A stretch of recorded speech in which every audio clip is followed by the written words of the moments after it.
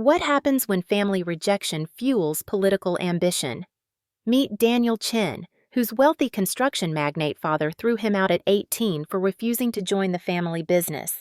While his siblings inherited millions, Daniel received nothing but a one-way bus ticket and his father's final words, "You're no son of mine." That rejection would cost them everything. 20 years later, Daniel emerged from law school debt and political obscurity to become the youngest city councilman in his hometown's history.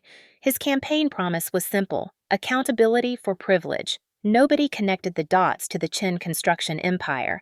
His family celebrated his success, unaware their outcast son was now positioned to dismantle their legacy brick by brick. Daniel's first legislative masterpiece targeted construction permits. His Environmental Protection Act required extensive environmental impact studies for all major developments, adding 18 months and millions in costs to every project. The Chin Empire's expansion ground to a halt. When his father called the councilman's office to complain, Daniel personally took the call. The recognition was instant, the silence deafening. Next came the Fair Labor Standards Enhancement, mandating union wages for all city contracts. The Chin Company's profit margins evaporated overnight.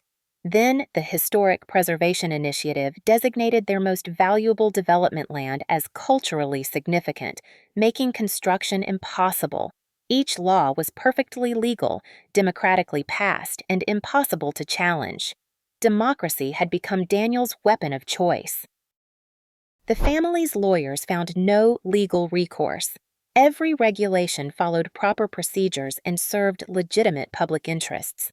Daniel's siblings, now facing bankruptcy, made desperate attempts at reconciliation. Holiday invitations arrived, wedding invitations followed. Daniel returned them all unopened. His assistant kept a growing pile on his desk as a daily reminder of justice served cold through legislative channels. The Chin construction empire, built over 40 years, collapsed within 3. Bankruptcy proceedings began. The family mansion went into foreclosure. Daniel's father, now in his 70s, sat in the same office where he'd once disowned his son, signing papers that dissolved his life's work. The irony wasn't lost on anyone. The son he'd thrown out had thrown out his legacy instead. Daniel never spoke publicly about his family connection to the affected businesses. When reporters asked about the coincidence, he simply stated, "Good governance benefits all citizens equally." He was re-elected twice more, each victory built on a platform of accountability and justice. Sometimes the most devastating revenge isn't personal.